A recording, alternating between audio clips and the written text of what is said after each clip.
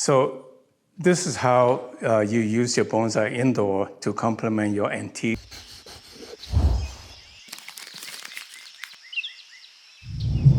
Hi, this is my puppy Leon. He's not going to sit still.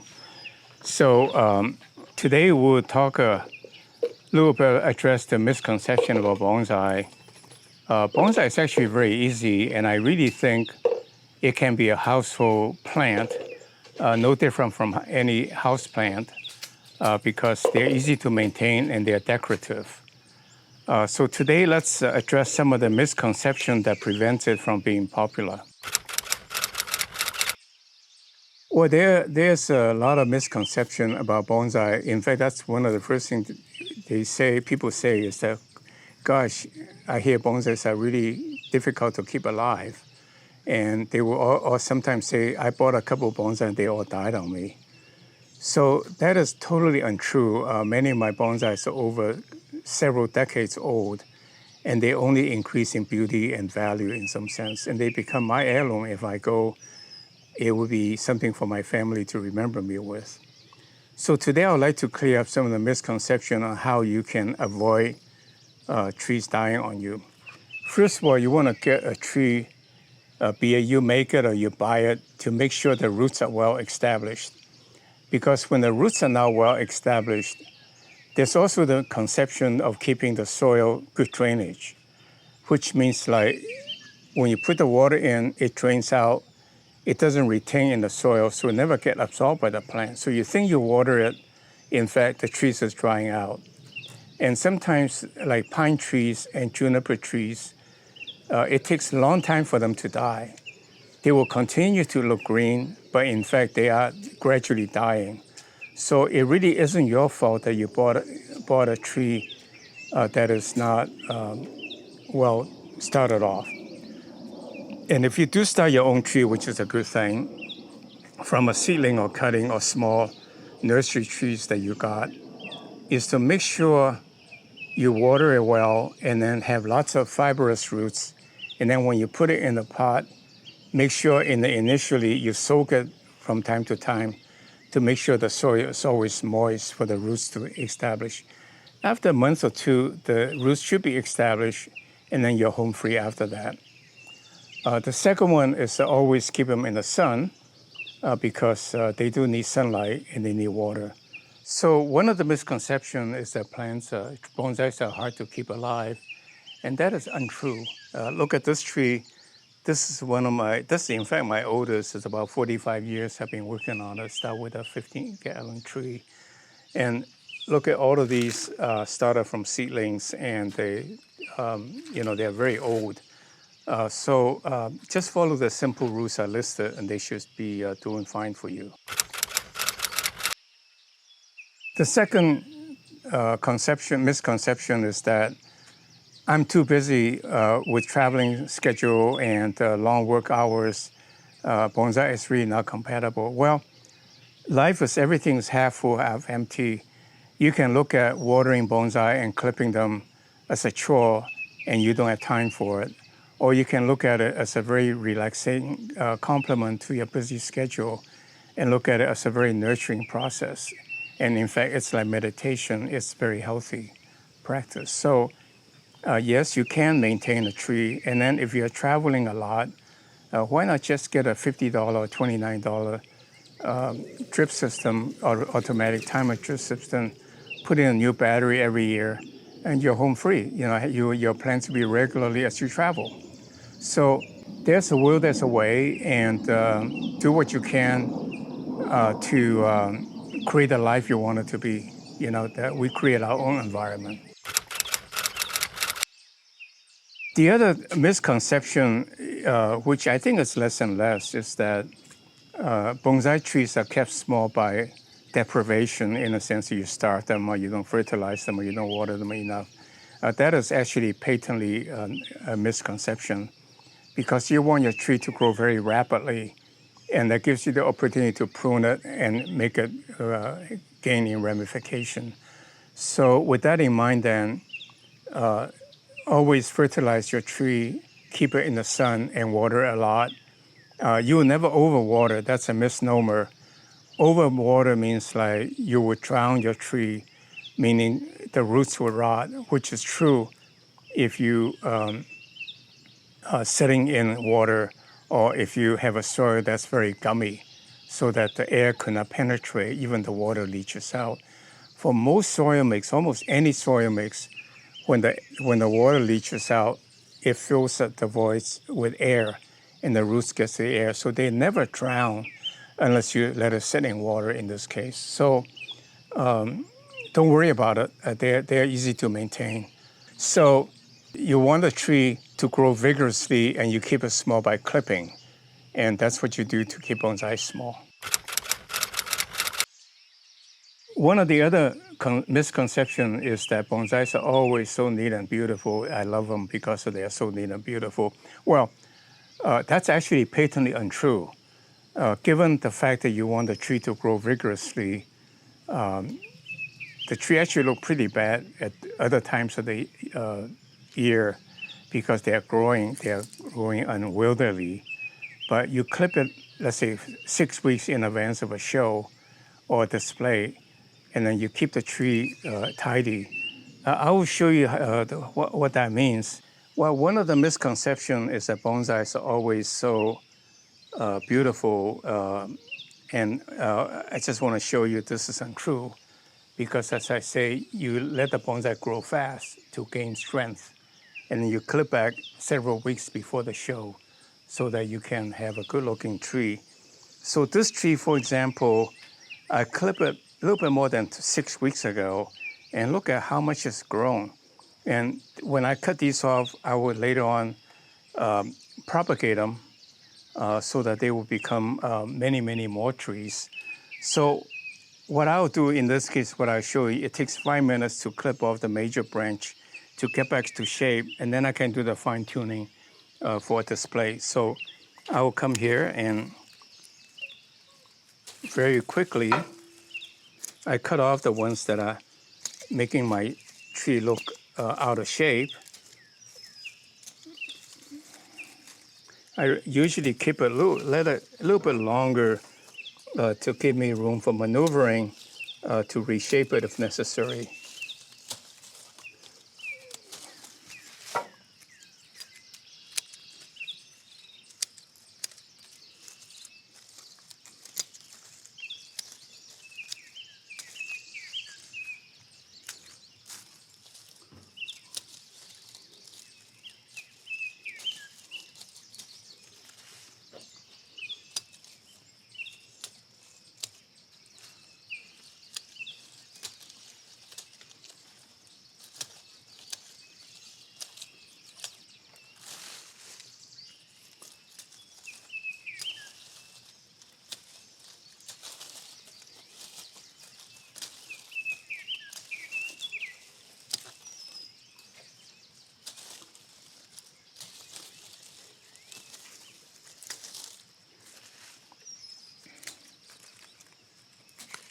Now you can see this tree looks decent.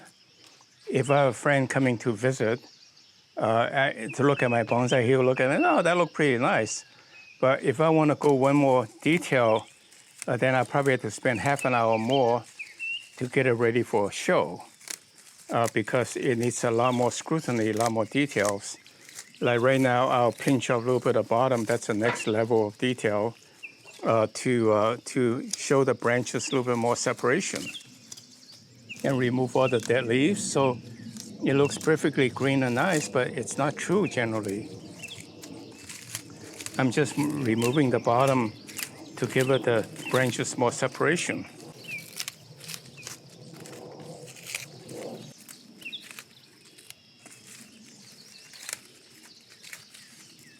Now you can see the trunks are exposed a little bit more to give you a little bit more the shape. And again, I had to spend half an hour to get the thing show ready or take it into the house for display. But so the tree doesn't always look nice.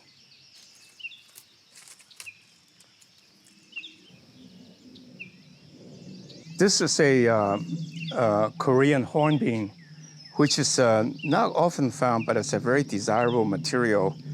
I clip it this tree is relatively slow growing until it gets going. I would say about 6 weeks ago, and you can see it's quite green now. 6 weeks ago, there's no leaves. It's only branches.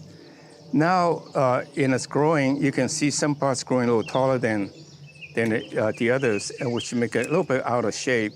So what you do is you come around and to clip off the long parts to retain the shape and the design, and you peel off the dry leaves, which was there before due to the hot days, and you make it look perfect. So the impression that we create to the outside world is that bonsai is perfect all the time, which is quite untrue, because it's not compatible to want it to grow fast and retain the shape. So you let it grow fast, and then you retain the shape by clipping before an exhibition or show off to a friend. And so that's what I'll do. And I'll take this tree in a little later for filming inside to say bonsai are not for indoor plants, but you take it in to complement, to display along with your antique or something. And so that's what you do. And if you want to have quote unquote indoor bonsai, then what you do is that I will address this, the indoor bonsai, more thoroughly. But what you can do is that you keep several trees outside and then get them ready to rotate them once a week or every other week or so that you always have a tree on display in-house. But on the other hand, they're really grown outdoor, because trees can live well in the rain for 2 to 3 weeks at a time without any problem. So in that sense, you can take it in for a couple of weeks at a time. So just spend 5 minutes, you see, clipping and cleaning up will make the tree look decent for indoor display in this case, because I don't have any show coming up. You know, a tree looks brown, but if you remove all the brown leaves, you have a perfectly green tree. So that's life. When you have problems, take care of the problems, and you don't have any problems, okay? You can really draw an analogy between trees, lives, and projects, everything. They're all not much different. They're all projects.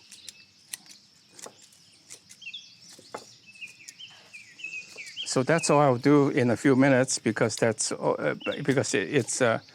serves the purpose of taking a picture or show you that trees can be brought indoor to complement your display. One misconception, and I get that question from time to time from our audience, from our subscribers, is that, can I keep bonsai indoor? And I suppose so. Some ficus that are basically shade tolerant can be kept indoor, but they don't really grow as vigorously as they are in the sun, at least partial sun. Think of it this way: almost all trees are outdoor, except houseplants, which usually is grown under a tropical forest with a thick canopy, so they are growing in the shade. So in that sense, they can survive in-house for many years. On the other hand, I submit to you, they really probably aren't as vigorously as they could be. So bonsai trees, including ficus, are being sold as a house bonsai, which is not quite true. It's not untrue, but it's not quite true. And if you want to have bonsai indoor to complement your other displays, my suggestion is to keep 3 or 5 or 2 bonsai outdoor and rotate them. Take them in 1 week at a time for display, and then take it out again to gain vigor. Think of it this way: a tree in the nature can have rain on for a week, a month at a time, and they don't die, which is fine. So it's okay to keep it indoor for a week or 2, or even a month, but I would suggest you rotate them instead of keeping them inside forever. Here's an example how I took a bonsai tree which I grew outside to complement the sideboard in the dining room. Again, this tree was grown outdoor, and I take it in for a couple of days at a time when I have a guest or something. But it's kept outdoor. Again, so you keep several trees outdoor and cycle them as you need them. Put it in-house 1 or 2 days, 1 or 2 weeks even at a time. So I hope someday bonsai will be as prevalent as houseplant at every household. And that's my goal, to popularize bonsai as a living art, which is very relaxing and builds community relationship as I see it. So with that in mind then, I show you that a bonsai can be taken inside to complement your other displays. Well, the belief is that bonsai is an Asian art, which is not quite true. Bonsai originated in China and popularized in Japan. But bonsai is an art, although I have to acknowledge that it is being taught as a craft rather than sort of free to do what you want, but rather follow these rules. And I think the best way to look at bonsai is an art. What you do is you learn from the traditionalists, the bonsai masters, on the ABCs of how to grow and maintain a tree, and how to clip them and how to shape them. And because those are the fundamentals you have to learn. But after that, break the rules, apply your free thinking. Just think of a Picasso in his early days. His paintings are really detailed and meticulous. But then what happens at the end when he's a master? He does anything he likes and people love it. And I think the same thing with bonsai. I think it's good to follow the tradition of the Chinese and the Japanese to create Asian bonsai. But then, create a bonsai that tells a story about shootout in the Wild Wild West with a hanging tree. How creative that can be. Or a cartoon of Mickey Mouse chasing each other through a bunch of cartoon trees made out of real bonsai. Or a model train going through a forest with living bonsai trees surrounding it like a real forest. These are the things we can do to make it Americanized, that truly become an art form. Bonsai Heirloom want to provide you reliable information, and then together we can create ideas to make bonsai truly an art form, a living art form. Well, thank you for joining me today and listen to my pontification about misconceptions and reality. Click like and subscribe to our channel so we can notify you of further posting to keep our relationship going. Thank you.